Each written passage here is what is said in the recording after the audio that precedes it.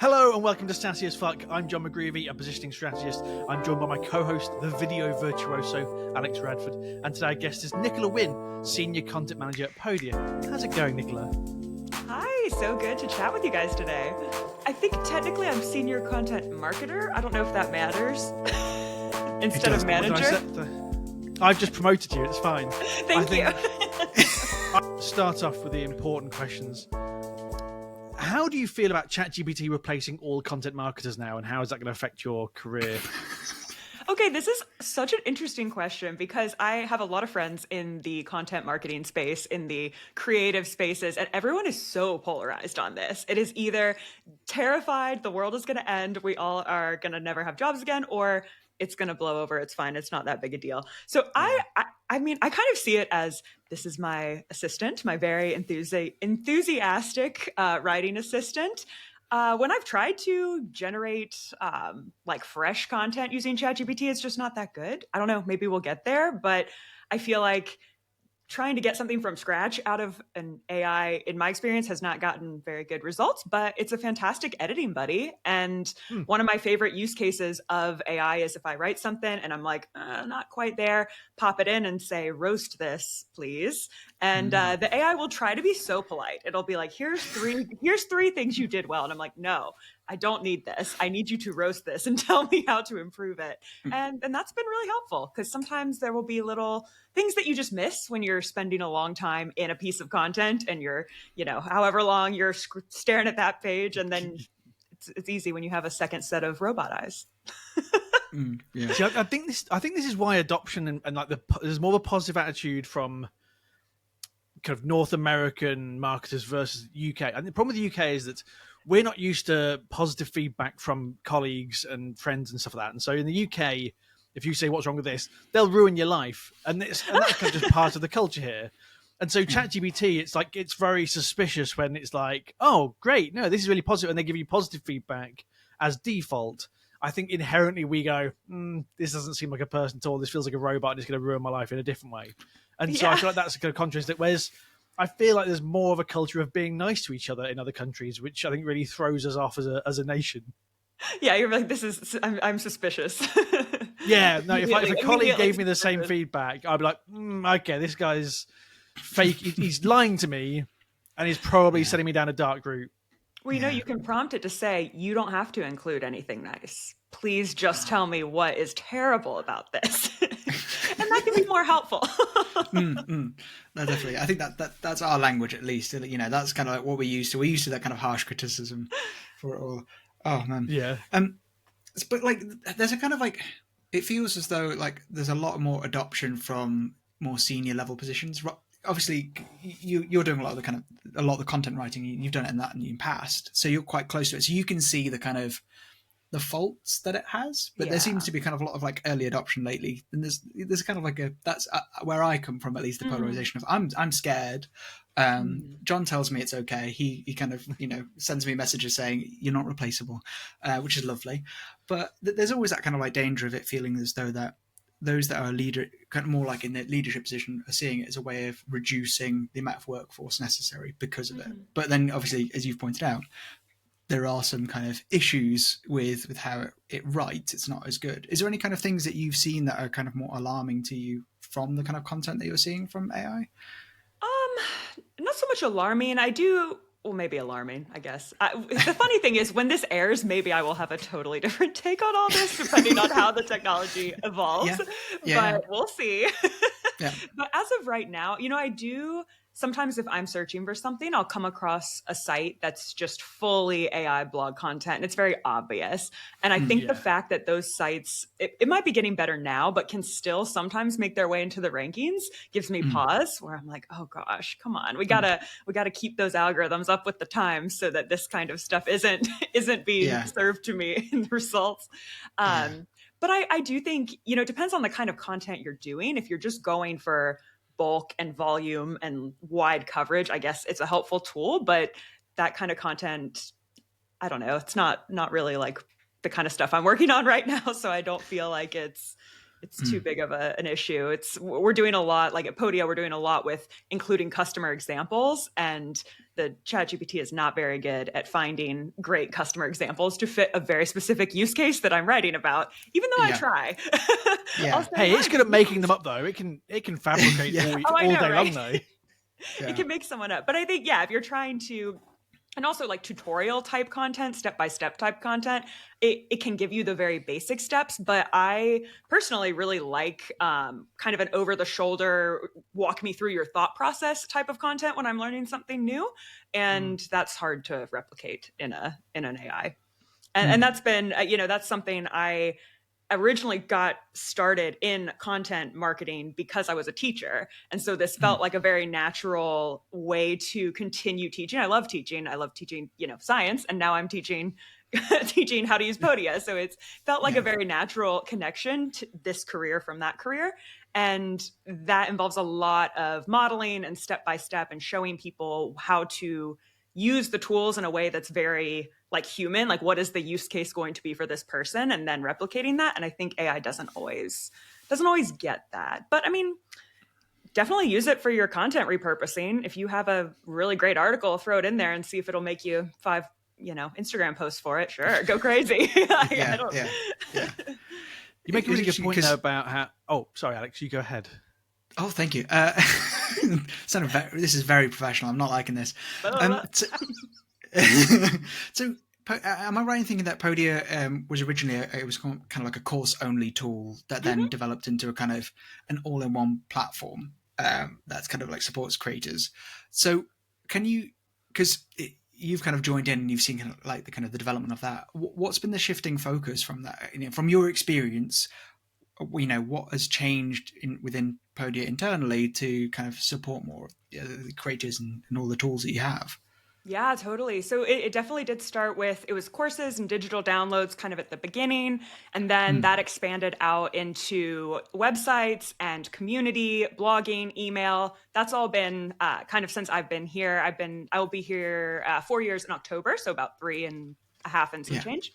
And it's been very kind of grow with the times. And that's something that's been cool to see is whatever's happening in the creator world, whatever we're hearing people say, oh, I really need this. My business needs this. I think Podia has been great about listening to that and then kind of responding and building the tools that are actually relevant to like the real creators on the ground. So that's been a ton of fun. And each of those, with each of those rollouts comes a really cool opportunity to teach people like, okay, now you have this blog tool. What do you do with it? Like, how do you use it? How do you grow? Yeah. So that's been a lot of my job is helping people say, okay, here's this feature, this tool, a piece of software. Now, how do I use it to get that end goal that I want, which is to grow my business and, make money selling the thing I'm passionate about, which is another really cool thing to see all the different businesses people make. It is amazing. You can make an online business about anything. You can sell like art courses, sewing patterns, music, like any interest you could possibly find, there's an online creator doing it, and that just makes me so happy. Yeah. It feels like such a cool world to live in, right? Where you can just go out and make your job. Yeah, it's really cool because it's nice because obviously Podia having that foundation of education means that any time that you introduce something cool or a kind of tool or a way of assisting, that you've got that foundational knowledge and experience of educating, so you can just helpfully introduce it. You can like add to the community. You've got so many like blog posts and like articles that you've written that you've personally written as well, specifically tackling different like elements of things, and it's really awesome to be able to see that. Has been any ones that you kind of like thought that have been really high value for Podia as it's expanded as a SaaS tool then that you found that like respond well with the customers? Yeah. I think so.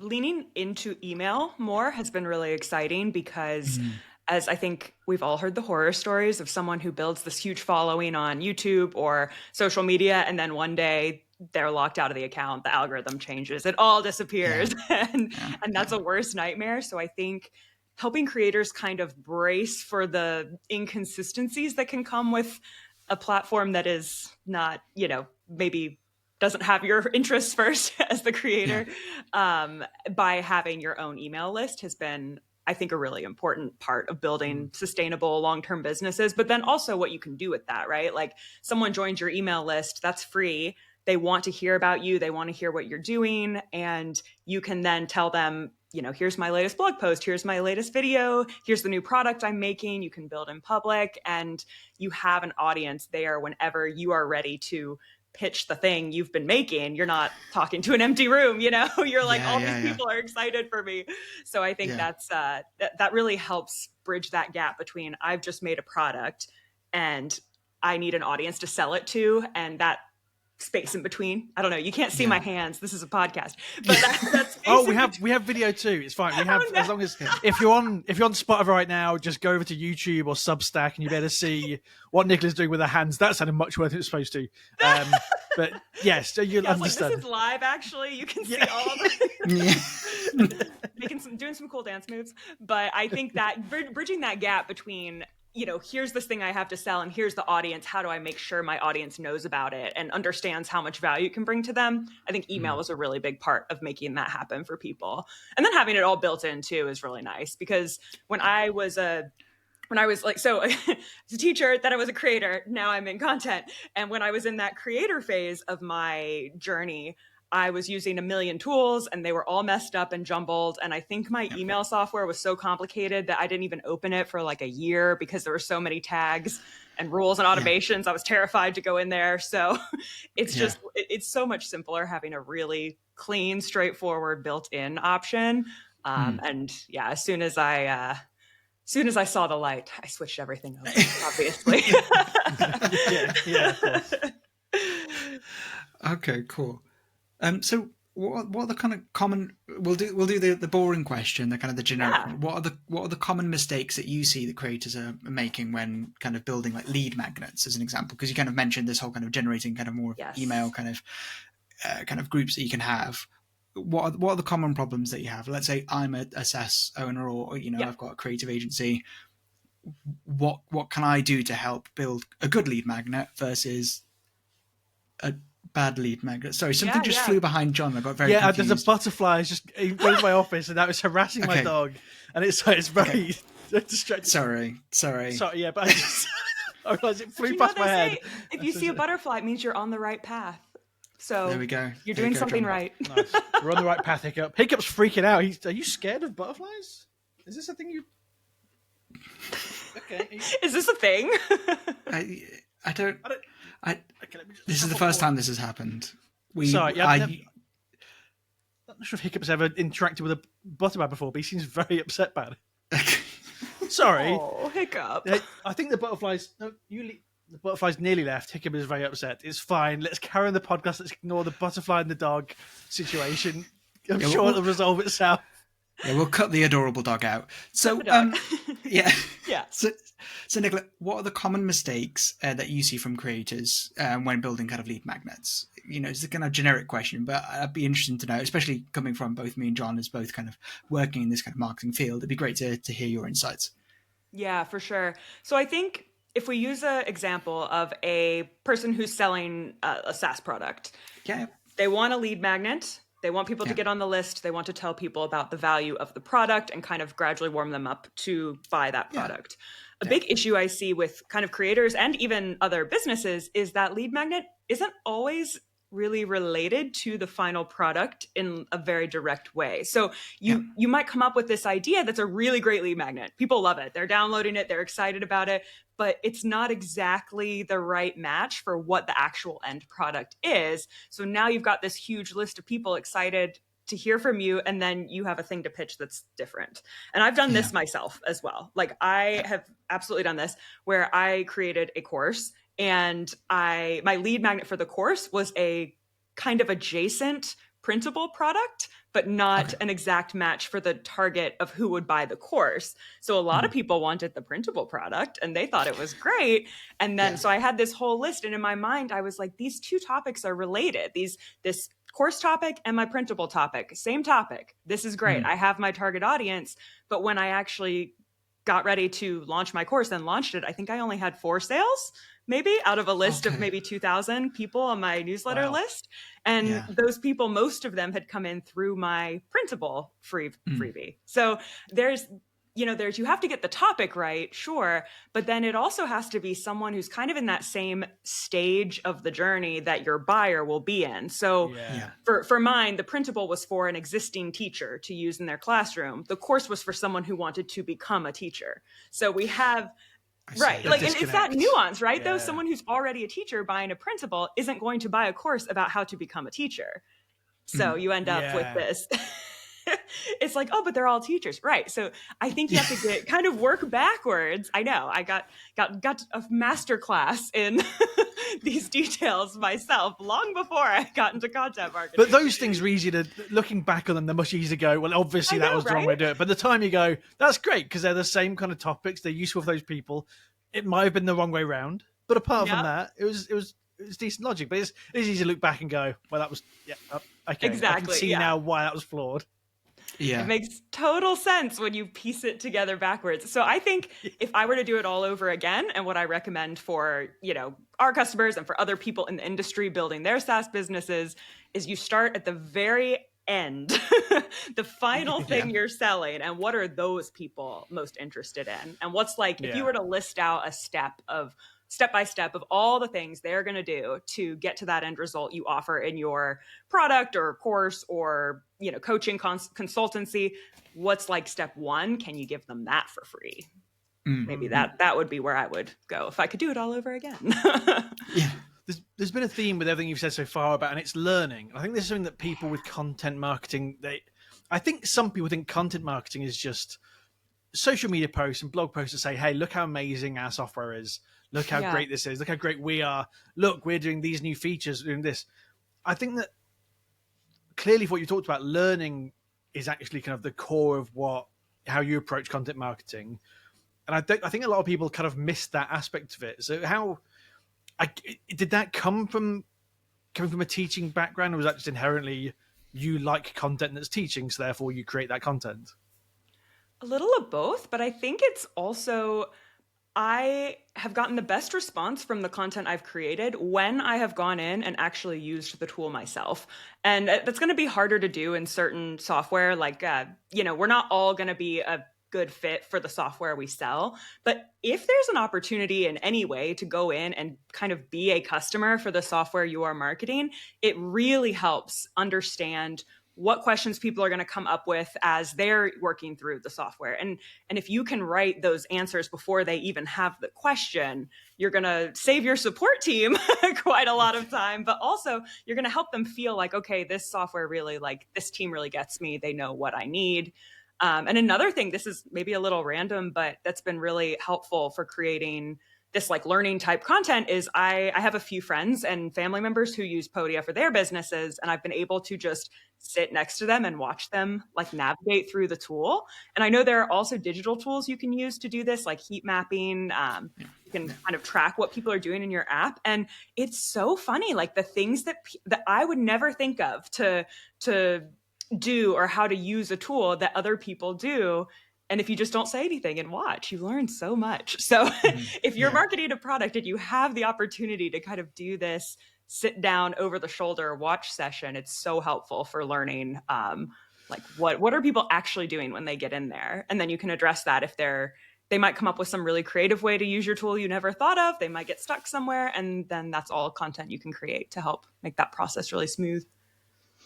Yeah, both Alex and I worked in software development before, and that was something where I think if you're developing a software and you watch people use it, the amount of people that go, oh, I thought that's not how you're supposed to use that. You're supposed to, oh, we thought people would use it like this, but actually use it. And so, it makes sense that from the same perspective, you can't really assume that people are using your software or service how you expect them to, or assume they will, because, we don't always signpost things well, or people have their own agendas and we make assumptions that are wrong. And so that's a good idea to actually kind of see how people actually use it before kind of really just assuming they're doing it the way they're supposed to. Yeah, and it's also, it's quite fun too, depending on the software you're working with. It can be really fun to go through and just make an account and go through the process, set it all up, and it just gives you a little bit of a closer connection, I think, to the people that ultimately the job of content marketing is you're helping people get where they want to go. So really helps helps have that connection with them, because you're like, I'm in this too. I'm also doing it.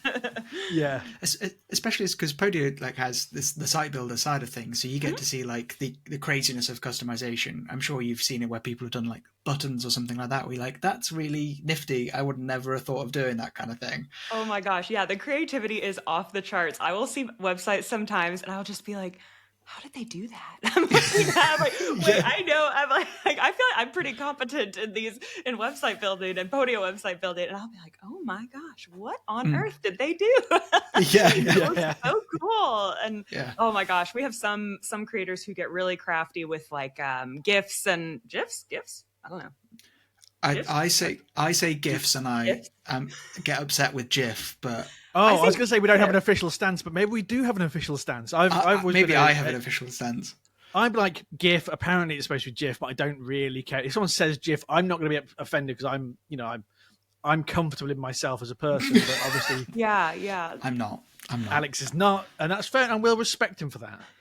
Well, we're 3-0 because I also like GIF. But if anyone listening to this needs to fight it out, I will send them to you guys. Don't tag me. Tag Alex. Yeah. If you're listening and you say GIF, Alex says fuck you, and he's coming for you. Exactly. Yeah. Anytime he's ready to go. Yeah. Yes, but you can, I mean, things like that where you can add these animated bits to your website and make really cool effects. You can add, if you make a shape in Canva, for example, with a transparent background and upload it, that can have a really cool effect. You can make borders that cross different sections. Again, you can't see my hands. I'm making cool wavy gestures. Yeah, it's very cool. It's very, very cool. Very cool. So, obviously, Podia emphasizes this kind of like look and feel like you. How do you define like a brand's visual voice? If you could offer any advice in that. Oh, that's an amazing question. I think if you are building a business as a team of one around your passions, there are probably hundreds of courses around similar topics, but they're all going to be different based on the person making them. So you're probably not going to make the first ever watercolor course or baking sourdough bread course or starting a business course. There's probably going to be other ones just like with very similar content, but they're all going to be so different based on the person making them. And so what we really try to emphasize is like, look, you don't have to come up with an idea that's never been seen before. You just have to do your idea in a way that's authentic to you, using your experiences and your personality, your humor, and this is true for content marketers too. Like when you're creating work for a company, you can get the basic outline from ChatGPT to do a lot of stuff now, but you're not getting a real person's experience. And, everyone kind of has a different way of putting together information. And I have seen like businesses that I look at them and I just think that looks so fun. I don't care what they're selling. I want to sign up for it. And other businesses where it's more serious, but that makes sense because maybe you're selling a professional service or you're teaching someone to do, resume editing or something that's a little more like, okay, we're not going to be goofing around in here. And that's really important for setting the stage with what type of customer you attract, because you might not want to work with every type of buyer, and also like making yourself stand out from what could be just a million other similar topics, but different courses. And I think that's something that's nice with the community aspect too, is you can have this community element of any program you make, which is a chance to get together and talk to the people in your programs and share maybe more experiences that you don't want to just blast publicly on the internet. You have a space where you have a little more kind of a quieter group. And I think that's been a cool way to see people use that too. How has the Podia community kind of contributed towards your kind of content and kind of flipping it back on them? No, that sounds more aggressive than it's supposed to be. How does that kind of what you hear from the Podia community help you with the content you create and the way you help them? Do you mean the Podia community feature or the Podia community that we run for Podia users? As in Podia users. Yeah, that's great. That's a really great source for my content topics. So I will go through the community and browse for questions. If there's a question coming up or someone's trying to figure out how to do something, that is an awesome place to find topic ideas. And if you don't have a community for the software you're working with, I would go to like Reddit, YouTube, Instagram, TikTok. Look for tools that do similar things and look for the questions people are asking under them. That's going to be a really good starting point for content. And then also, in the age of who knows what with SEO from AI and stuff, answering questions is like probably still solid advice. I certainly think so. I still ask questions to Google. Might be one of the only ones. You're not. Oh, brilliant. So, like the nerdy kind of design part of me, because that's kind of the majority of my background is, can I ask, do you know of what page layouts convert the best? Is that an actual thing? Can you? Oh, Alex, can you give us a hack? Wow. I mean, I can tell you a series of pages that works well. I don't know. Yeah, you mean like a specific page design? Yeah, I'd be interested to know if there's like a design, if it's like it's just a landing page with a contact form and that's it, you're done, and you make billions. You'll make billions. Obviously, you won't. But I'm sure more genius. Like, I wish I knew the answer to that. That is an awesome question and probably a good rabbit hole to dig down. What I can tell you, so I don't know if there's like a simple, this layout makes you $1 billion, but one format that seems to work really well is what you were saying, the landing page. Maybe, you turn off the header, you've got the big offer at the top. I personally don't love super like, what is it called? Like flashy, blinky sales pages where it's like alarms going off and stuff. I feel like, countdown timers, stuff like that. No, why is there so much pressure? So that's not my jam. I like a little calmer, like just still pages personally. And with lots of information. I like seeing testimonials. I like, oh my gosh, I saw this recently. One of a Podia website I saw, they were selling Lightroom presets, and I'm not a photographer. I don't know how to do photography, but they had a video tutorial showing you, it was like a 10-20 minute video showing you how they worked. And I was about to buy this set of Lightroom presets. I was like, I don't even have a camera. And I'm over here like, I need this. I need it. Yeah, it sounds great. Because you're seeing it in practice. And it was so lovely. Like just a screen share video, probably pretty straightforward to make. The creator was going through, putting all the presets onto an image. And I was about ready to buy it. And I'm not even close to that target audience. And so having your sales page, throw a video on there if you want me to buy it, because apparently that's all it takes for me. And then your next page, when someone signs up, this is a free or paid, kind of like this should be your lower ticket offer, so a slightly easier entry point. Then after that, when they sign up, you take them to another page with another offer, not super crazy and splashy, just, hey, this is available, you might like it. After that, you just, you chill, you go into the email, because now they're on your email list. So now the next day you've got some emails you can send out. You can send out one with helpful blog posts, FAQs. You can send out your latest YouTube video. You can just send out a list of life experiences you've had related to this outcome. And then a few days later, after you have shared all this ultra valuable information, then you can start talking about other paid products. And that can be a really cool way to take your customer from like someone who doesn't really know much about you to now you've helped them do all this stuff. You've shown them how much you know, how much you can address their problems. And then you start talking about those bigger ticket offers. My opinion, I think that's a lot more impactful than like a big loud countdown timer, but that's just me. There are some those times there's some copywriting books that talk about that stuff, and there's like, it's like, urgency is so good. You want to make people like, the last thing I want is for someone to just be shouting a countdown timer, or I did something where I signed up for an ebook the other day, and I've had like, I need only 2 days left for this limited time deal. I'm like, the more you do that, the less I'm going to click a button, because you just don't just harass me daily. Be like, 1 day left. That's fine. That's not. Well, and especially because you're using that email to push someone to that product. Again, you could be using that email to share information and help them. You could share like, this was our most viewed help doc resource if you want to check it out. Or here's a video I made, of walking you through this thing that people get stuck on at the beginning. I think you've got, when you've got someone's attention right there at the beginning of your relationship with them, like you really do want to send the stuff that's going to make them feel kind of like fond towards your brand and not, buy this thing. yeah. So moving on to something that we ask, our the booking form for this is we talk about, like, we kind of prompt people like, what do you want to talk about and stuff. And one thing you mentioned was failure.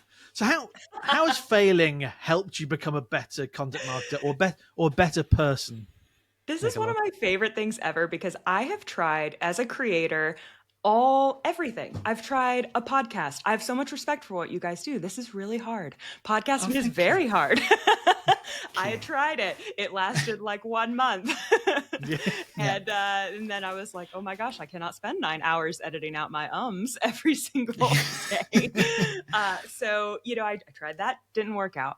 I had the course I built. I probably spent a month full-time work putting together that course. I think by the end, I had 10 sales total, and I did not make back my cost that I spent on my course software. Oh no! So but it was a great course. It was so good. Yeah. I knew that, but I didn't know the marketing side of it. I didn't attract the right people. I put my heart and soul into it. It didn't work out, but I learned how to make a course, and I learned what not to do when you're marketing a course, because that's what I did. I made a ton of digital products that I offered. I grew an email list. I wrote a book that never went anywhere. It's fine. But like these things where you go through the creator journey, and it works out really well because a lot of our customers at Podia are on this journey too. And I think that really helps when writing content for them, because I can say, look, I understand. Like, I absolutely have poured my heart and soul into a product or a course and it didn't work out. And here's what I know now.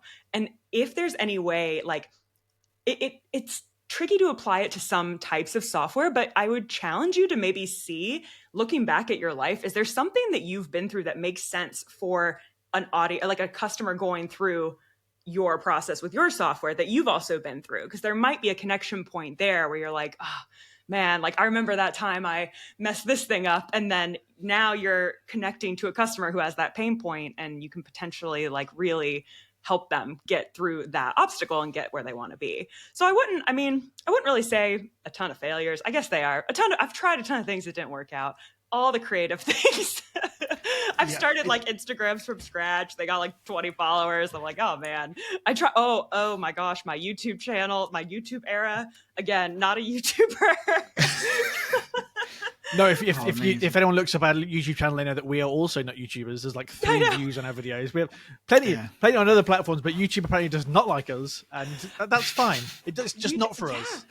And it's so funny because I think that's another like maybe lead into your strengths type of takeaway from all this, because I can write a blog post in a matter of hours. I can have that thing done. But a YouTube video, oh my gosh, 5 minutes of video, and I'm editing for days, and I am head on the desk just like, why can I not say a sentence? It's just so, yeah, I think that's I'd like to think that is part of what helps make like relatable content, is also just being like, look, I know what it's like to put a lot into it, and and to be figuring it out, and let's figure it out together. I don't think they're fair. I think it was Joel Kletke that when he came on talked about he likes small experiments. He looks at everything as like small experiments and building on that, and it's so a failure is a successful experiment because you've learned something and grown it, and I think that's how. I think if you don't look at it like that, it can get you big, because lots of us have gone, I'm going to do this now, and then they've either tried and it's not gone well, or it hasn't got the traction, or they just haven't got to that finish line. And you could look at it as failure. We could look at it as, oh, that wasn't the right moment for me, or wasn't not the right moment wasn't the right time, or the right format, or whatever it might be. So I think that's fair to kind of just look at that and learn from that. And it sounds like that's exactly what you've done. That's now feeding into you directly in your role at Podia. Yeah, and it's really it's interesting because sometimes things will come up that are new in my career where, okay, we're working on this project, I've never done it before, but then I'll think, oh wait, I kind of experimented with this a little bit back, 6 years ago when I was trying to do this other thing. I've never done this exact task in a professional role, but if you can kind of pull back and think like, well, there's a little bit of a connection there, you can use those experiences you've had to kind of give it a better shot because it's always going to be, there's always going to be a first time you do everything in your job, right? Like, so first time you push like send on the newsletter, first time you publish the blog post. So it's helpful, like as you're growing, to have those experiences that maybe weren't like in the moment raging successes, but now you're like, oh, but I did learn about how to make a good ad. Yeah. Or how not to make an ad.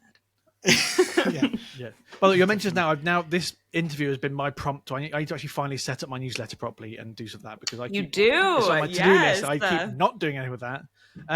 But now it is time for Alex's favorite part of the podcast. It's the quiz.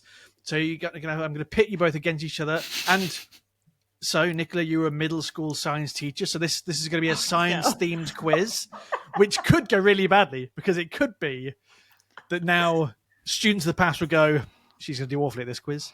I don't think it's I've gone through, but also, this is the problem, right? I'm not very good at science. So I don't know whether the questions I've written are easy or hard as myself. You don't know if these are the hardest questions anyone could possibly come up with. Yeah.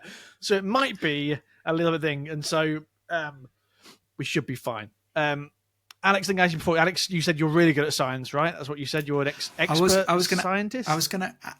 The only thing I was going to answer was I know that solids turn into liquids and gas. That's my measure of science. That's the most scientific thing I know. So I am. Do they always turn into liquids and gas, or is? No, I don't think so. I don't know. I don't know. These are cheats. These are. Let's not give any answers away. Come on, I might be in for a shot with this. I think question 3 might be: can solids become liquids or gas? Is that? So, let's go into this. So, science. Okay. I'm slightly panicking right going, because if I'm hoping, Nicola, your questions are the easier ones, but if they're not, I'll just flip them. It's fine. Or I'll just. Question 1, Nicola, for you: who invented the theory of relativity? That's Einstein. It is Albert Einstein. That's 1 point to Nicola. Let me just get my tally. Confetti goes everywhere. That's the bonus answer. Yeah. Like 5 points. What's it, Zoom, where you get thumbs up and it just explodes? Yeah. So, Alex, your science question. I'm ready for it. What was the name of Albert Einstein's dog? Rufus, because he goes rough.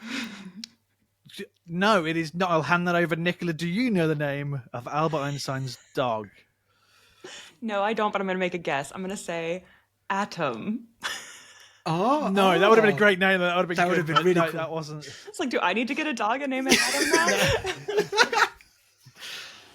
now? No, it's actually Chico, actually named after the Australian Sweets Chico babies. Oh, okay. We're learning. Yeah, I'll do some extra Australia trivia for you there. My wife's Australian. She loves them. I think they taste really weird because it's like a gelatinous chocolate flavour, and that doesn't work for me. Oh. But anyway. Okay. So, Nicola, question 2 for you. How are you with the... what's it called? The table of... Earlier, I had to periodic table of elements. Yeah. So, I had to Google, what's that science table with letters? Genuinely, me trying to remember what it was called. And lithium beryllium. Yeah, so that shows how I am with science and how really unfair it is that I'm hosting this quiz. So what is the chemical symbol for nickel? Ni.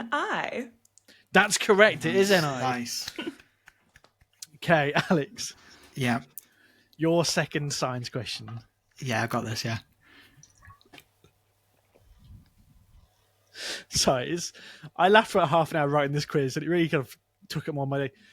Finish this verse from the 2005 hit song Rockstar by Nickelback. And we'll hang out in the coolest bars, in the VIP with the movie stars. Every good gold digger's going to wind up there. Alex? Oh, God.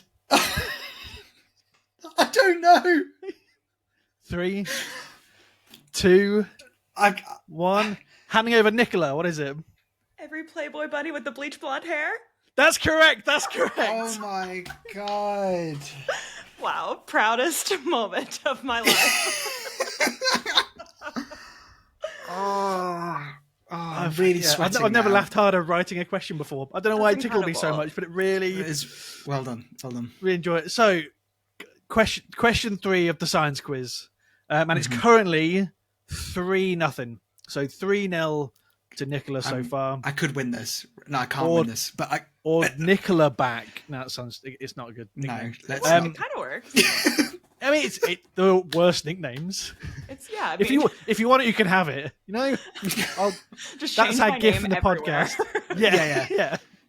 And every time someone asks why I can go, well, I was on this podcast once, and there was a very niche question about science, and for some reason it's about Nickelback. So, question 3, Nicola. What planet is known as the Red Planet? Mars. That's the correct answer. It is Mars. Thank you. Amazing. Alex, question 3 for you in this science quiz. What is the chocolate bar we know as a Mars bar known as in the United States? Oh, God. Oh, it's Just, the answer to this is going to piss you off. It is. Yeah. I don't know. Triumph. Something amazing. It is not. Nicola, it's probably quite a hard one to pass over. Nicola, do you know what we know as a Mars bar, what it's known as in the... Alex, do you want to describe a Mars bar quickly? Chocolate around it, nougat center. Is that correct? With a bit of a caramel at the top. I think that's the best way of describing it. That's correct. I hate to throw a wrench in this, but I think we have Mars bars, and they're just called Mars bars. John, hang on. What do you think they're called? Hang on. I need to do some research. John is currently Googling for all of our audio-only listeners. You can see him off in the distance screaming. He's frantically Googling. He's frantically... moisture's dripping from his forehead at this point in time. He's opened up 5 tabs. No, I believe that you're right. Oh, Nicola, hang on. There's a problem here. So, a different Mars bar was produced in the US with nougat and toasted almonds covered in milk chocolate. Right. And later also caramel. But that was discontinued in 2002. So, the Mars bar in the US is no longer a thing. Okay. The Mars bar as we know it here is called in the US a Milky Way. Oh. So, I know, and Alex is going to be upset here because Alex described a Milky Way. Milky Way is a chocolate around it, and then is it just a nougat? There's something that's like a fluffy weird kind of fluff stuff. There's fluff really stuff. How I describe it. Yes, that's the Three Musketeers, right? See, this is the problem. This is you're getting into this chain of why are they not named the same thing? But I think you're right. I'm thinking we need to have a taste test. Like, we need to get all of the different ones from each country and line them up and match them. Do like a best match scenario. This will be a follow-up episode. Oh, we'll do this now. A bonus episode. Oh, I'm 100% there. If we're just having chocolate and just like, Next time I'm in the US, I will mail you guys every where I find, and we will do a bonus episode. I'm committing you to stuff months down the road. Yes, absolutely. We're absolutely over that. That's great. I like the idea of being like, welcome to Sassy as Fuck. This is not about sass this time. This is purely a taste test where at the end of it we'll all feel sick. Yeah. So right. So Alex, that was wrong. You didn't get that answer right. Okay. What did you guess? Oh no, it was awful. Whatever it was. Triumph or something stupid. Oh yeah, it was. Yeah. Question 4 in this science quiz. Apparently, Nicola, what's faster, sound or light? Light. That's correct. That's 5 at the moment to Nicola and 0 points to Alex. Oh my god! I think Alex knew that one though. I felt I was you like had that glimmer. I was so happy. Like, I hope she gets this wrong so we can pass it across. But didn't. No, I wouldn't let that down. I think I'd be ending up like 5 minutes doing a victory lap, screaming, "It's this, it's this." We got a demo at school on the field where the teacher had like a starting gun, a starting pistol, and made you we had to walk down because then you can see it go off and you can hear it, and so you can see it go, and then you hear it a few seconds later because he stood down the end of the field. On reflection, cool. A teacher going, "Come on, kids, we're going to take this gun onto the field." Sounds like an awful science experiment, but I was going to say that was fine. Sounds terrifying, but fun. Yeah. I mean, you remembered it. Yeah. And that was the late 90s for you. So Alex, a similar theme for this question. So obviously you already have proven that you you know about this now, so that's good. That's a positive sign. I think you're going to get your first point here. Audiovision was a heavy metal band from which European country? Audiovision was a heavy metal band from which European country? Audiovision, all one word, obviously. Oh, yeah, Audiovision. Ooh, I mean, it sounds very precise, so I'm going to say Germany. It is not Germany. I hoped you were going to get there. Nicola, I'm going to hand it over. I mean, this is probably an easy one for you as a ex-science teacher. Yes. It's your favorite band. Audiovision, yes. The only band to listen to. Okay, I don't have any reason why I think this. I don't think this is correct, but it just popped into my head, so I'm going to go with Finland. Oh, it was so close. It's Sweden. I'm going to give you half a point for Finland. Oh, wow. I think, wow. I was half a point thinking there. That was pretty close. Eurovision, right? So it's a Eurovision group. Right? Exactly. Yeah, they've got some heavy metal over there. The Nordics love a bit of heavy metal. They do. Yeah. Oh yeah. Okay. Question 5 in the science quiz, Nicola. And I'm going to give you a multiple choice for this one. And I did this multiple choice because, again, like I said, I don't know much about science. I'm not sure this is an easy question or not. So I'm going to make it easier just to be safe. I'm going to ask. Actually, I'll ask you first, and then if you need the options, I'll give you them. How many bones are there in the average adult human body? Oh, see, I knew this at one point. It's like 501. I'll give you the options. Okay. A, 206. B, 7. C, there are no bones in the human body. Okay. That's okay, for that, I think 206. You think 206? That's the correct answer. That's the correct answer. I was really hoping that was the wrong one, and then it's 7. Yeah. Okay, and then Alex. Yeah. Right, so it's currently 6.5 to 0. Yeah. So you're saying there's a chance. So I think, let's say, Nicola, if you'll agree to this, let's say that this question is worth 6.5 points. Okay, yeah. And then if he gets it, we can go to a tiebreaker. Okay. Okay, so Alex, this is your chance for redemption. Yes. So, question 5 in the science quiz for you, Alex. Which famous actress made a cameo in episode 10 of season 5 of Bones, the TV show Bones, because the last question was about Bones, titled The Goop on the Girl? This is not multiple choice. This is just...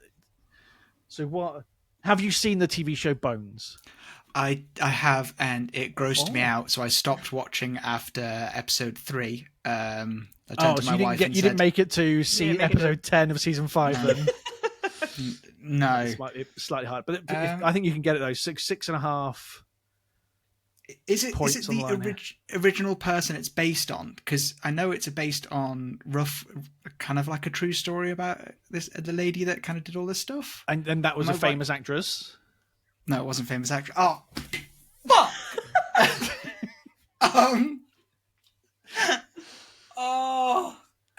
Please say it's Gwyneth Paltrow, who owns the Goop products as well. Please say it's like that. Are you locking in the answer? I'm locking in the answer. It's Gwyneth Paltrow. That's the correct... No, it's the wrong answer. It was the...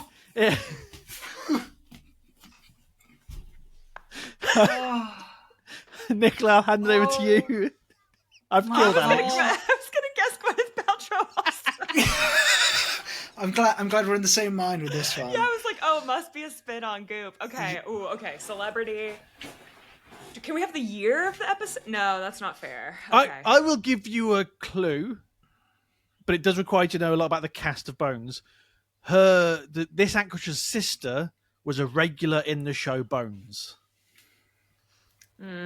She's the lead. She's the lead actress in New Girl. Zooey Deschanel? Is it? That's the correct answer. Oh, so that means it's 13 points. Alex gets credit for that one. I just no, to be honest, I knew it was the sister, but I didn't know her name. I couldn't remember the name. I'm terrible with names, so. So that means that ends up. I think that might be a record. That's 13-0 because I gave the Yeah, bonus well points done. we're going to give to Alex over to you, Nicola. So 13-0. That's the most comprehensive battering of Alex we've ever seen in the podcast. And well done. That is. Well Well done. well done. Well done. I feel humbled. I don't need ChatGPT anymore to criticize me. I've got this moment. No more roasts, please. Only your kindest words. Yes, exactly. And you've also means that you can go back to your old middle school with pride, knowing that you won. Oh my goodness. 13 out of 5 points of your quiz for science. That's how good at science you are. So I think you can hold your head up high there. Glad I still got it. Yeah. Well, Nicola, thank you so much for taking the time to chat with us today and talk about these things. It's one of those interviews where we can easily chat for hours, which becomes a problem because I've got meetings and stuff. And Alex probably has things to do as well, I imagine. Is that? No, Alex is fine. So, if you guys want to record a second episode. If you'd like to check out more of our guest, Nicola Wynn, you can find her on LinkedIn, and that's Nicola Wynn, Wynn. Thanks. Bye.